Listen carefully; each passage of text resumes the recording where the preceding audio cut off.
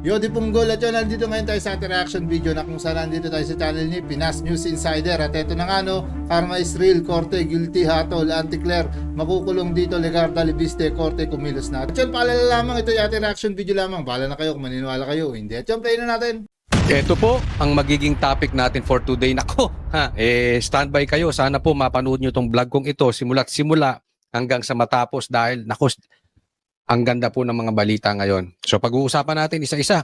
Claire, ang reyna ng fake news sa pambihira. Di umano. Ikaw na ngayon ang fake news peddler. Claire Castro. Allegedly.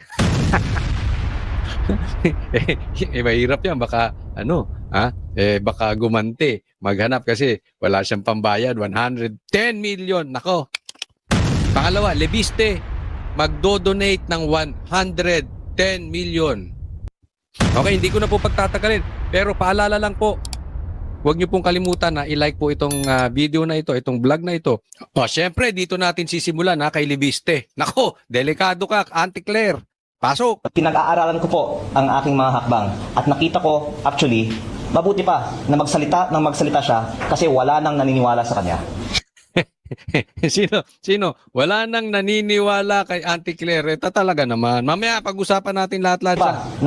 Na magsalita siya kasi wala nang naniniwala sa kanya. Sa club nito, no, mga kadipunggol natin, no, na talaga umano nga, wala nang naniniwala dito kay Auntie Claire, no, na yan ang tila nga ba ngayon na pinangangalandakan dito na itong si Auntie Claire, hindi na pinaniniwalaan sa kanyang mga nagiging mga pagpapahayag, no. At yun, tuloy pa natin. Ari natin sabihin na ipso facto revoked na ang prangkisa ng kumpanyang ito. Actually, nung una kong binunyag ito, baka nagulat si Yusek Claire kasi hindi niya napag-aralan ang batas na ito. Pero ito naman po ay nasa Google. At kung ginawa lang po nila ang kanilang homework at hindi lang po pang social media content ang kanilang mga vlog, hindi na nila sanang sinabi ito at hindi na sila sana napahiya. Yan. Teka muna kasi alam nyo, ako payo ko lang kay Claire Castro. Total pogi naman si Dan Fernandez. Kontakin mo. May contact dyan ng presidente. Oo. Kontakin mo kahit talo yon. Kontakin mo kasi yan si Mr. Google, si Dan Fernandez. Turuan ka paano mag-Google. Kasi hindi ka nagre-research. Okay lang kung ikaw mga pipitsuging vlogger katulad ko. Pero ikaw abogado. Ay, nakaw. Hindi po pwede hindi ka nagre-research. Wala akong nakitang abogado na bopols sa pagre-research. Baka kayo ni Gadon. Ayan yung sinasabi. Pero alam mo, may bago ngayon, Claire. May bago. Kung ayaw mo magpaturo kay Dan Fernandez sa paano magpag-Google, may chat GPT. Tanungin mo. Tanong mo si GP. Oo. Makikita naman yan. Sige. Sinabi ito at hindi na sila sana napahiya. Okay. Magandang tanghali po sa inyong lahat. Unang-una, nais ko pong pasalamatan ang bayan ng Balayan sa pag-host sa atin ngayong araw na ito. At tayo po ay kakagaling lamang sa Regional Trial Court ng Balayan para magsampa ng kaso laban kay Yusek Claire Castro. Palakpakan naman niya. Palakpakan. Ayos yan kasi alam mo, tapat-tapat lang yan ito si Claire. Walang pumapatol sa bagay. Alam mo, ngayon lang ako nakakita. May nakita na ba kayo na ganyan na spokesperson ng presidente? Diba? Walang pumapatol. Ayan, napatulang ka. Tapos ka ngayon. Dahil sa kanyang pagpapaka... Bongbong, ikaw ba pinapatulan mo si Claire? Hindi. Nagtatanong lang ako. Hindi kasi baka nag-aaway din sila. So, baka nagkakasagutan kasi alam mo na, minsan yung mga hirit ni Claire hindi maganda. Kaya tinatanong ko, Bongbong, ikaw ba papatulan mo si Claire? Alat ng fake news. Tayo po ay nagsampa sa tulong po ni Attorney Topas. Yan, siya nagsabi niyan, Claire, ikaw fake news. Kaya nga sinasabi ng taong bayan na I cannot blame them. Ikaw na ngayon ang reyna ng fake news. Tanong lang yan Claire, totoo ba yun? Yun ang sinisigaw ng taong bayan Ikaw na reyna ng fake news. Ito ng kaso kay Claire Castro for libel on her libelous statements tungkol sa aking solar power business. uulitin ko lang po, nagsampa po ako ng libel case kay Yusek Claire Castro para sa 110 million pesos in damages plus attorney's fees. Ito po ay civil case at hindi criminal case dahil hindi ko naman po nais na masaktan si Yusek Claire Castro. Nais ko lang pong depensahan ang pangalan ko. Yan, tama ka dyan. Wag mong sasaktan si Claire. Ha? Wag mong sasaktan si Claire, baka idemanda ka ng grave threat. Ha? Grabe no, na talagang magsaktan ito nga si Claire no, dahil nga talagang malaking damage ang kinakaharap kung sakaling tatamaan ngayon itong pagsasampa ng kaso dito nga no ni Lebiste, dahil nga sa mga umano'y mga paratang o mga umano'y nagiging hakbang nito no. At yun, tuloy pa natin. Mamaya, buti maganda sinabi mo na hindi mo siya sasaktan kasi mamaya iba na naman ang interpretasyon. Ewan ko, medyo iba mag-interpret yung abogado na yan. No, sabihin, grave threat yan. Isipin mo, appendix mo lang ang walang latay, grave threat. Abogada yan, ha? Hindi yan yung pinabili ng suka sa kanto, abogada. Spokesperson, pag ganun mag-interpret. Oh. Appendix mo lang ang walang latay, grave threat. Oh, ayan. Pero ang tanong, saan ka kukuha ng 110 million? Sa bagay, hingi ka kay Bongbong, o baka hingi ka kay Lisa. Total, to the max naman ang pagtatanggol mo sa kanila. Kaya lang, sana hindi ka rin iwan. Alam mo naman ng pamilyang Marcos, user-friendly. Dahil sa kanyang pagpapakalat ng fake news tungkol sa akin, nais ko din pong Ulit-ulitin mo pa, Lebiste, fake news, fake news, fake news, fake news. Tinatagtad no ni Lebiste ng umano yung mga fake news ang ipinapakalat umano ni Auntie Claire nga no, dahil sa mga umano nagiging mga paratang ukol nga rito, kaya itong damage na hinihingi umano ni Lebiste nakaambar rito, kaya Auntie Claire at talagang dito wag sana umano iwan ng mga Marcos umano ito si Auntie Claire kapag nagkagipitan na o talagang tuluyan ng humampas itong ganti ng Lebiste nga no. At yun, tuloy pa natin. Fake news peddler. Claire Castro, siya may sabi nun, ha? linawin na hindi po natin kalaban ang administrasyon at si Yusek Claire Castro lang po ang ating kinasuhan. Pero ayon po sa advice ng ating lawyer, si Attorney Topacio, si Yusek Claire Castro ay pwedeng kasuhan din ng cyber libel. Kasuhan mo na. Kasuhan na. Pero ang isa pang tanong dyan, kung magtagumpay ito, saan ka kukuha ng 110 million? Malalaman natin kung iiwanan kanyang amo mo. Yung amo mong adik, di umano. O criminal case. Pero dahil ayaw natin masaktan si Yusek Claire Castro, 110 million pesos in damages na lang po ang sinampahan po natin sa kanya at ayaw natin siyang makulong pa. At pag-aaralan natin po ang ating mga susunod na mga hakbang pa sa kanya at sa ibang mga nagpapakalat ng fake news tungkol sa iba't ibang mga issue na nakikita naman po ng taong bayan ay nagpapalihis lang ng usapan mula sa tunay na issue ng korupsyon sa DPWH, dahil si Yusek Claire Castro po kasi ay nagsimula ng kanyang mga vlog episodes tungkol sa akin, baka mga 15 na po ang kanyang mga episodes tungkol sa akin, tungkol sa kung ano-anong mga issue. Nung una, tungkol sa Cabral Files, tapos yung prangkisa na sinabi niyang binenta ko na hindi ko naman binenta. Fake news, fake news. Tapos yung ibang mga kontrata sa DOE na hindi naman na po sa akin. At kagabi nga po, hindi lang isa, dalawa ang kanyang episodes sa kanyang vlog tungkol sa akin. Ay, kumikitang kabuhayan si Auntie Claire. Hindi, alam mo kasi guest namin to nung nakaraang linggo. Pogi. Pogi ito. Pogi ito. Hindi ko alam, baka crush ni Claire. Baka crush. Ano yan? Pogi ito, maputi na bata. No, medyo lamang ng mga 10 paligo sa akin. Hindi, bata ito bata. Baka akalain mo naman. 15 vlog na pala ang ginawa kay Lebiste. Tapos kagabi lang 2. Pambira. Kumikitang kabahayan. masarap bang gatasan si Libiste? Pigang-piga si Libiste. Kinatasan si Libiste. Katas na katas si Libiste. Hindi, ang ganyan po kasi yan eh. Ha? Pag pinapanood ng taong bayan, siyempre si Libiste, gusto na binabanata ni Claire, yan ang laging ibablog ni, ano. Pero ngayon lang naman ako nakakita ng USEC, spokesperson Kaya nga. ng presidente, nagbablog ng isang congressman 2 times a day. Ang lupit mo! Ha? Grabe, no?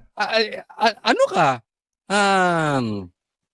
Fame whore? I mean, gusto mo lang talaga ng atensyon o kapos na kapos ka na sa pera? Kasi, Grabe. alam mo, para sa akin, although wala naman to sa batas, pero sana kahihiyan na lang.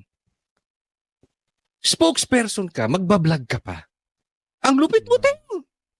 Grabe yun, no, mga kadipunggol, no. Spokesperson ka na pero may vlog ka pa, no, na kung saan talagang hapit na hapit umano nga kumita ayon nga dito nga, no, sa nagiging pahayag ni Coach Oli, no, na kung saan yung mga tirada patungkol nga kay Libiste ang nagiging topic o yung congressman nga ang na tila nga ba gatas na gatas umano dito, no. At yun, tuloy pa natin. Hindi, kasi kailangan yon. Alam mo, kahit sabihin natin na, yung sinasabi ko ngayon ay salita ko. Pag ako nagsasalita as spokesperson, pag ako'y nandyan, ay yan po ay salita ng presidente. Pwedeng ganun. Pero hindi po pwede. Hindi mo maaalis na yung mga sinasabi mo ay salita din ng presidente. Hindi ko nga alam kung ganyan talaga katanga yung mag-asawang Bongbong Marcos at Lisa na hinahayaan kang spokesperson, nagbablog ka pa. Or, gusto talaga nila. Dahil, alam nyo si Bongbong, wala talagang accomplishments yan eh. Wala talagang magandang nagawa yan. At puro kapalpakan ang nangyayari sa kanyang administrasyon. So ang gusto niyan, baragan ng baragan ng baragan ng baragan. Kasi kung mag-uusap tayo, kung mag-uusap ang mga vloggers, kung mag-uusap ang mga media, kung mag-uusap ang mga politiko patungkol sa kanilang nagagawa, basag na basag sila. Pero kung baragan lang tayo ng baragan, baragan lang tayo ng baragan, yaan. May pumupuntos pa sa kanila. Naintindihan? Kaya siguro ako sa tingin ko, posibleng gusto nung mag-asawang Marcos, mag-vlog ka rin. Kasi sino ba naman sabihin mo, itigil mo na yan. Spokesperson ka eh. Nagbablog ka pa. Anong dating neto? Kasi importante po itong maintindihan natin. Yung binabanat-banatan mo si Libiste, whether sabihin mo yan ay opinion mo at hindi opinion ng presidente, yan po ay nangangahulugan na umiiwas kayo sa investigasyon sa mga masterminds diyan sa flood control scandal. Dahil hawak niya. Hawak niyang ebidensya kung sino ang mga magnanakaw. Pasimplihin na natin. Sino yung mga buhaya, sino yung mga magnanakaw, at sino yung nagpapahirap sa mga Pilipino. Tapos isang spokesperson, babanat-banatan mo 2 times a day. 15 times mo nang binablog si Libiste, trolling na po ang tawag dyan. Yun na po ang tawag namin dyan. So anong ibig sabihin nun? Umiiwas. Whether directly or indirectly, yan ang titingnan ng tao. Umiiwas kayo na isiwalat niya kung sino yung magnanakaw diyan sa flood control scandal. Tigil mo na yung kakablog mo. Pero kung gusto mo, di ituloy mo lang. Hindi kita pakikialaman para magkamali ka na magkamali. In fact, in some ways, nakakatuwa na she cares so much about me na Kaya ang tanong ko rito, pumapatol ka ba sa senior citizen, Libiste? Tinanong ko yan eh. Tinanong ko na yan nung di ba? Kasi pinipiga namin kung anong type niya sa isang babae. Hindi siya sumasagot. Pero tinanong ko, battle ka ba sa senior? Ay! Iwas-iwasan mo yan si Claire ha, pambira ka. dami na niya pong content tungkol sa akin. Pero sana naman po purihin niya ako, wag niya akong i-criticize dahil lahat naman po tayo ay para sa good governance at laban sa korupsyon. Sana katulad ng mga iba na kakampi din natin laban sa korupsyon, magtulungan na lang po tayo para ma-achieve ang mga layunin ng administrasyon na wakasan ng korupsyon sa DPWH.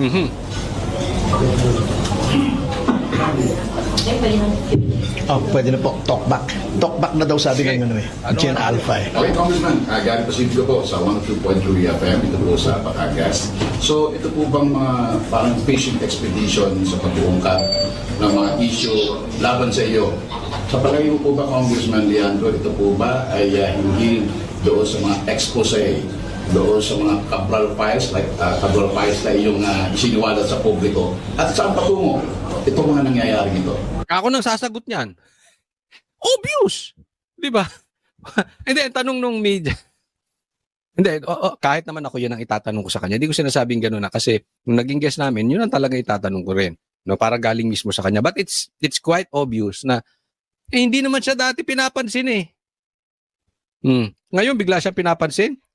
Dahil hawak niya yung listahan ng mga magnanakaw. Na yun na lang ang tawagin natin para madaling intindihin. Ang taong bayan na po ang pwedeng maghusga na nung lumabas lang yung Cabral files, doon nagsimula yung mga matitinding atake nila laban sa akin. Exactly. At si Yusek Claire Castro, ang pinaka-high profile na example nito dahil sa dami nga niya po ng mga vlog episodes tungkol sa akin, matapos lamang kong nabanggit na ako po ay in possession ng mga Cabral files. At ang isang dahilan actually na hindi ko naman sinusubukan na kausapin sila pa na wag na nilang tamaan ako ay nakikita naman ng publiko na hindi totoo ang sinasabi nila at ito po ay diversion lang sa totoong issue. At hindi po ako ang nadidiscredit nila. Dinidiscredit nila ang sarili nila. Kaya pinag-aaralan ko po ang aking mga hakbang at nakita Kasi ganito simple. Kaya sabi niya, dinidiscredit lang nila yung sarili nila. Halimbawa, sabihin ko sa inyo, hawak ko ang listahan ng mga adik. Hawak ko ang listahan ng mga adik na mga nasa gobyerno. Tapos biglang aatakihin ako nito. Hindi ba obvious? Kasi halimbawa ako presidente, hindi ako adik. Sasabihin ko, sige, labas mo yan. Gusto ko yan lista. Ako ombudsman, hindi ako adik. Sige, labas mo yan. Gusto ko yan. Ako spokesperson. Gusto ko ilabas mo yan. Tara na. Halimbawa ako ang mayor ng Davao City. Ay, gusto ko ilabas mo yan. Matatakot ka lang naman doon sa listahan niya kung adik ka. Yun halimbawa. Kung ikaw lang naman nagnakaw, o isa sa kaibigan mo ang nagnakaw, or pinoprotektahan mo yung kaibigan mong nagnakaw, talagang babanatan mo yan si ano. Obvious di ba? Si Libiste. actually, mabuti pa na magsalita siya kasi wala nang naniniwala sa kanya. Yun na nga ng mga kadipunggol natin, no? Na kung saan talagang may takot umano dito, no, sa nagiging mga pagpapahayag ni Libiste, yung umano nagiging hakbang nito dahil nga sa mga umano hawak nito o talagang maaaring maging ebidensya ni Libiste na kung saan sa mga pasabog nito talagang nag-aalinlangan o naiilang umano ang maaring tamaan o yung pinoprotektahan patungkol nga sa umano nagiging mga pahayag o nagiging mga paratang umano at mga nagiging mga pagtugon ni Libiste ukol nga no sa malawakang korupsyon no sa ating bansa. At yun, tuloy pa natin. Yan, ito, paliwanag ko lang maiksian. Alam nyo sa katotohanan, yung mga sinasabi ni Claire, wala na talagang naniniwala. Meron siguro yung mga panatiko na talagang galit sa Duterte. May mga ganyan mga panatikong galit sa Duterte dahil meron silang kamag-anak na adik, naapektuhan ng kanilang pamumuhay dahil may buhay silang pang-adik, or yung iba komunista. Meron po talagang crowd na ayaw lang sa Duterte. So yan lang yung mga naniniwala. Pero alam nyo yung salita ni Claire is the same as yung salita ni Bongbong Marcos. Yung mga promises ni Bongbong Marcos at salita ni Claire, wala nang naniniwala. meron silang cult following na lang talaga. Kakaunti na lang yan. Dahil lang, syempre, ito yung mga kakampuet, and at the same time na ayaw makaupo o makabalik sa pwesto ang Duterte. Kaya sabi niya, magsalita na lang magsalita yan dahil walang naniniwala eh. Diba? Nakakarinig kayo ng mga pangako ni Bongbong Marcos. The more na nakakatawa. Alam mo, minsan, hindi po ako naging vlogger or naging sinakyan niya mga vlogs nitong si FLM. Alam niyo yung vlogger na yon. Tapos maraming vlogger kumita ron dahil sinakyan niya.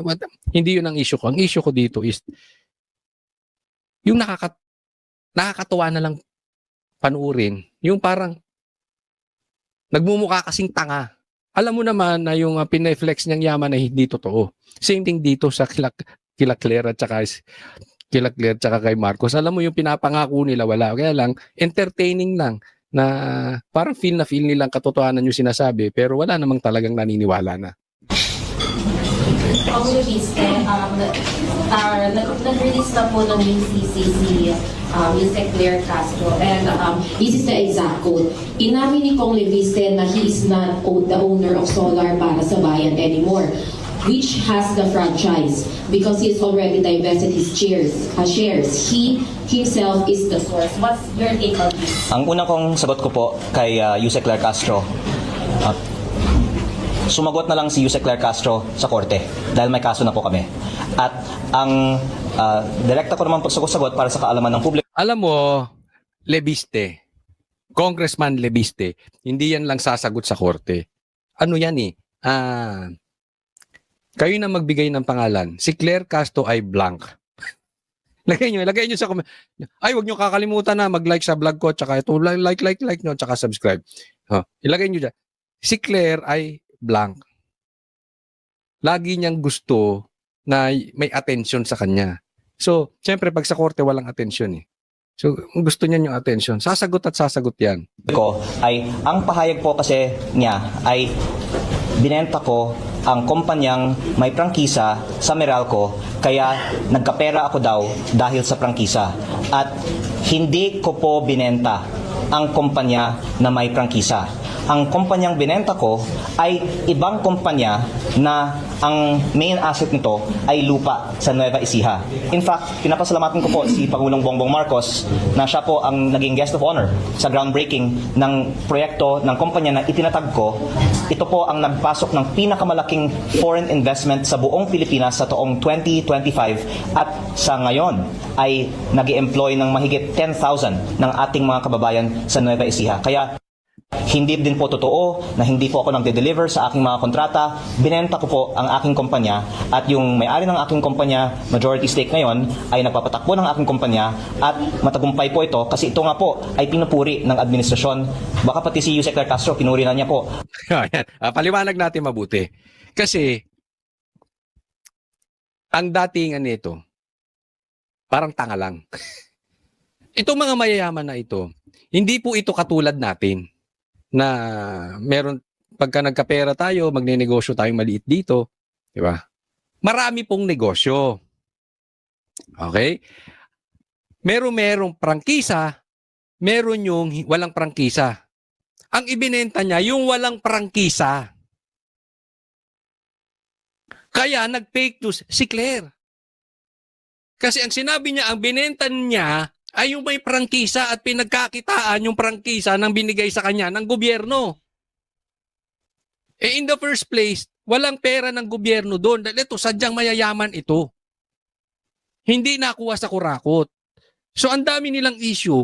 Pero, to cut the long story short, ang binenta niya sa Nueva Ecija na walang connection sa kuryente, walang connection sa power, walang connection sa solar, dahil about sa lupa.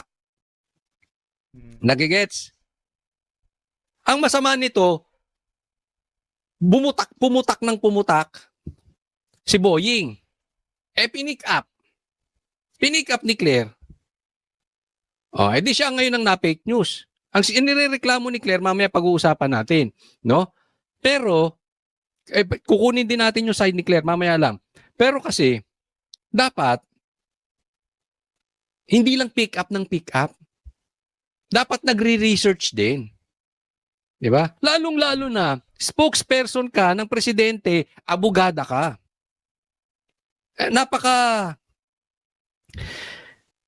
Napaka unlikely na isang abogado ganyan yung pag-augali. ang proyekto ng kumpanya na binenta ko. Kaya pero ang point po dito is parang naliligaw si Yusek Claire Castro sa daming mga kumpanya ko kasi yung alegasyon niya, binenta ko yung kumpanya na may prangkisa, yung binenta ko hindi yung kumpanya na may prangkisa. Yung kumpanya na may prangkisa naman, ito po ang nasabi ko ng status. Ito po ay inaprubahan sa 2019 at may dalawa pong provision ang prangkisa. Una, para mag-operate, kailangan ng implementing rules and regulations. Pwede pong tignan ang batas na ito mismo. At ang DOE po ang dapat maglabas nito at walang inilabas na IRR ang DOE. Pangalawa, ang franchise na nakalagay naman na kung hindi mag-operate for 2 years, ito po ay ipso facto revoked. Ano, attorney, ang ibig sabihin ng ipso facto revoked? By its very fact, automatically. Okay. So, tumigil po ang operation ng kumpanya sa 2022 dahil hindi pa nabigyan siya ng mga permits to operate. Kaya, within 2 years of that, maaari natin sabihin na ipso facto revoked na ang prangkisa ng kumpanyang ito. Actually, nung una kong binunyag ito, baka nagulat si Yusek Claire kasi hindi niya napag-aralan ang batas na ito. Pero ito naman po ay nasa Google. At kung ginawa lang po nila ang kanilang homework at hindi lang po pang social media content ang kanilang mga vlog, hindi na nila sanang sinabi ito at hindi na sila sana napahiya. Yan. Papaliwanag natin mabuti. Pangalawang fake news. Kasi ang sinasabi dito, papasimplihin ko, no, kasi medyo legal terms yung mga ginamit. Ang pinapaliwanag niya dito, merong prangkisa na na-applyan noong 2019. Pero itong DOE dapat ay a-approvean yung IRR. Okay? Pero hindi na-approvean yung IRR at hindi tumakbo yung kumpanya, automatically, yun ang paliwanag yan yung sinabi ni Attorney Topacio, automatically, wala na. So, ibig sabihin, in short, in 2021, since hindi na tumakbo yung prangkisa, hindi nakapag-release ng yung DOE ng IRR, canceled na. Nakukuha po natin. So, nag-fake news si Boying dito. Kasi si Boying ang una nagpalabas nito eh. So meron na tayong hari at reyna ng fake news. Kayo ang bagay, hindi si Libiste. Bagay si Boying tsaka sino mag-agree sa akin na ang mas bagay si Boying tsaka si Claire Castro? Hindi, kasi yun eh. So, yung isang abogado na naturingang ombudsman na hindi nagre-research, na sabi ni Libiste ay pwede namang i-google, hindi nag-google. Ngayon may ChatGPT. Hindi pa nag-ChatGPT. Ganyan ang mga abogado natin ngayon. Hindi nagre-research. Ombudsman pa. So nagpakalat ng fake news. Ito namang isang ungas din na abogado rin. Pinick up yung fake news ng isa pang abogado. Anong nangyayari sa mga abogado natin? Congratulations nga pala, ha? Yung mga abogadong pumasa ngayon. Parang awa nyo na, wag nyo nang gayahin yung mga abogado na mga nakikita nyo sa politiko ngayon. Parang hindi na gumagamit ng utak, hindi na nagre-research. Kayo na ang pag-asa ng taong bayan. Ha? Isang ka nakakita ng ombudsman, papakalat ng fake news, di umano. Tapos pipick upin pa ng abogado. Abogado na spokesperson, yung fake news. Ang bira.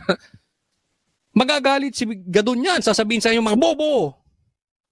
Mga bobo kayo, mga ano kayo, animal. Ha? Nako. But anyway, yan ang istorya niyan. Kaya nga sinasabi natin, sige lang, ituloy nyo.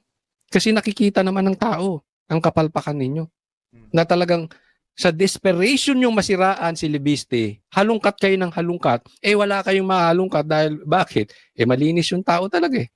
At dagdag ko din po na ang Kongreso ay nag-aproba din ng isang general law noong 2022 din na may repealing and amendatory clause na nakasaad na ang mga legislative franchise na may kaugnayan sa batas na yon ay thereby repealed or amended. At nakalagay po sa general law na ito na ang mga kumpanya sa sektor na yon ay hindi nangangailangan ng prangkisa. Ang kinalabasan po ng batas na yon ay walang saysay, wala ng visa ang prangkisa na ibinigay sa kumpanya ko noong 2019. Kaya sa maraming mga dahilan, wala nang prangkisa ang kumpanyang ito at wala na rin naapektuhan sa bagay na ito dahil mula 2022 may bago ng batas ang Pilipinas tungkol sa sektor ng kumpanyang ito. Yan. So, may bagong batas. Ang problema kasi mga matatandang abogado to mga. Hindi ko iniinsulto yung mga matatandang abogado dahil yung tatay ko matanda na rin eh. Of course. Alak na mas bata pa sa akin yung tatay ko. No, pero abogado. Kaya nga merong team of lawyers kung tawagin. Imposible naman ombudsman wala kang staff. Anong ginagawa nila? Utoy. Di ba? May mga utoy ka dyan eh. Ito namang nasa PCO, imposible namang walang team of lawyers yan. So dapat, nagpapa-research din kayo sa mga bago. Kasi ang issue dito, ba't mo binenta? Pinagkakitaan mo yung may prangkisa na hindi alam. Dapat alam ito ng Congress. Ba't mo ibinenta? Yun yung issue. Una, hindi naman yun ang ibinenta niya. Pangalawa, wala na yung prangkisa kasi nga meron ng bagong batas doon. Automatically, wala yung prangkisa. Konting Google lang. Konting Google. Yan nga mga kabalits natin, mga ilang naging mga umano'y pagpapahayag ni Leviste ukol nga sa mga talagang paratang ni Auntie Claire na kung saan tila nga ba nangangamoy demandahan nangangamoy nga himas rehas sa mga umano'y nagiging hakbang ni Leviste laban kay Auntie Claire dahil patuloy sa mga banat na wala umanong tunay na ebidensya o yung mga patunay yung mga paratang na ibinabato laban naman dito kay Leviste at patuloy sa umano'y pagpapalaganap ng maling mga pagpapahayag ukol nga kay Leviste na tinatawag pa nga umano'y nagpapakalat ng fake news laban sa kanya ng mga kabalits natin na kung saan talagang matindi ang dagok kung tatamaan si Auntie Claire ng umano'y ng demanda ni Leviste dahil 100 plus million ng talagang nais hingiin na danyos nito at patuloy nga sa tila nga ba mga banat umano ni Auntie Claire laban dito nga kay Leviste na patuloy umano siyang binabanatan kahit wala naman umanong katotohanan ng mga pinaparatang nito At yan nga mga kadipunggol natin na talagang payag ba kayo na tuluyan nga makasuhan tuluyan nga pagbayarin itong si Auntie Claire sa nagiging mga hakbang nito ni Leviste upang tuluyang mabigyan ng karampatang kaparusahan ng mga umano'y paratang na mali laban sa kanya. At iba pang mga patungkol, mga pahayag at mga pagtugon dito. At kayo na lang bahala nga magkomento pa na nais pa i-komento patungkol dyan. At yun muli, syempre, nagpapasalamat tayo sa patuloy niyo pagsubaybay at patuloy niyo pagsuporta at pagsusubscribe sa ating channel. At syempre, nagpapasalamat tayo dito sa Pinas News Insider. Subscribe kayo dyan mga kabalits. At yun mga kabalits, tumulan yung WB. Hanggang sa muli natin pagkikita, mga kabalits.